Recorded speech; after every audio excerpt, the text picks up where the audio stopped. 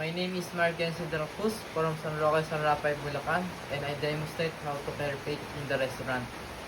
Okay? 3 plates go on my left hand.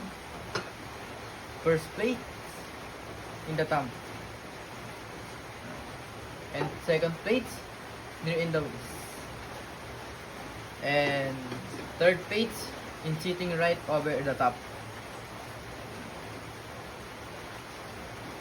And the fourth plates in the right hand. And show proper grips, balance, and posture.